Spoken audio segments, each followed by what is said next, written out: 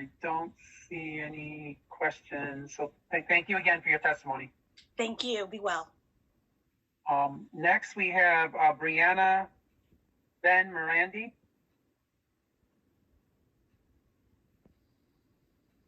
Briana Ben Morandi. Hi there. There you go. Okay. Thank you for having me, giving me the opportunity to testify, ladies and gentlemen, members of the board.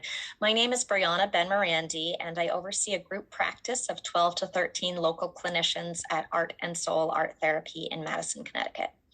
We do our best to support as many children and families as we can.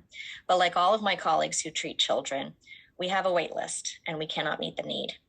This is the result of major challenges that can be summarized by saying that for mental health professionals working with children, more hours are needed for less pay. It certainly makes sense to me that many of my colleagues, even within our own practice, have opted out of treating children entirely.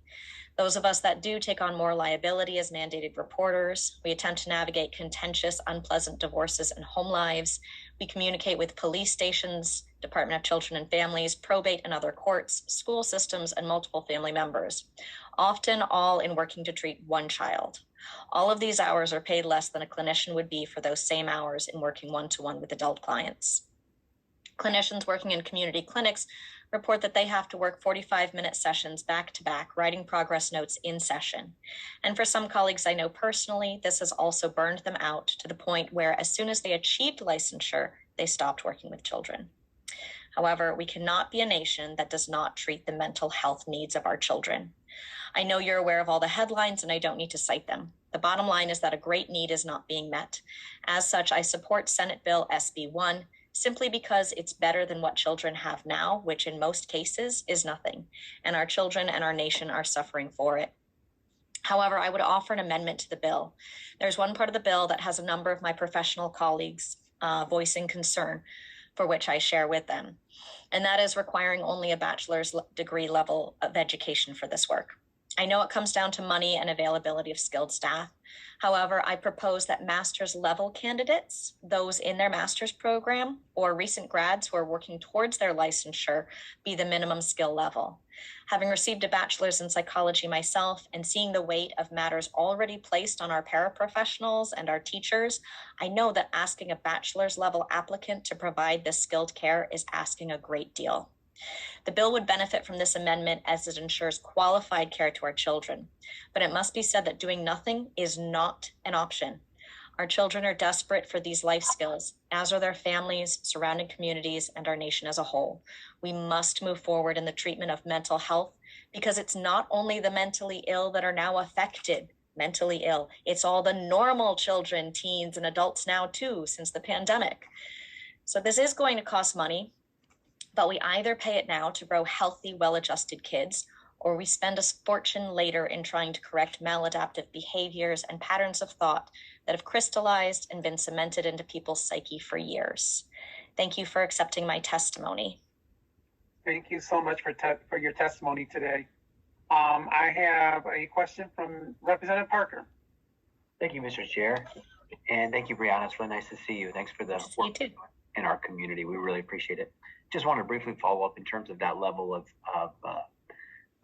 education and expertise.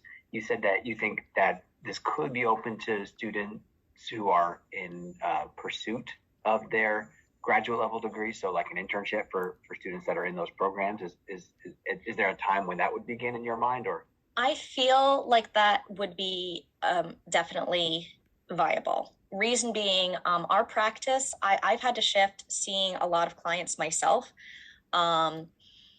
to shifting our practice. We have half of our clinicians here in the office are interns because we don't have, there's not enough qualified professionals out there that are willing to work with children. And even some of the interns that I have worked with and nurtured and grown for 2 years, they get their licensure and they go, I'm done. I'm burnt out. I went to work in an agency and they've cured me of it. And no children anymore. Thank you. I have 3 that are at that point. With internships, the students are being closely supervised. So our interns that we have here I am working with them as an on-site supervisor, so I work very closely with them, but they also have internship supervision in school. So they're not working in a bubble. They have supervision from licensed professionals that they're meeting with every week. So I know I put that forward as perhaps a compromise. I know that there's budget. I know that there are concerns about bachelor's level. Maybe someplace in the middle is folks that are, we have these master's level graduates that have their master's degree, but they have to wait a whole nother year to get licensed before they can begin to be paid a standard rate for mental health therapy by insurances and by, they can't even bill out of network for their services because they're not licensed, but they have the master's degree and they're ready to kind of get in there and they're being closely supervised. So maybe that's the middle ground. That makes sense. I appreciate you sharing a bit about what that supervision process is like. That's all that I have, Mr. Chair. Thanks for your time, Briana. Nice to see you. Thank you, Representative. And thank you, Briana, for your testimony today. Thank you. Next, I have a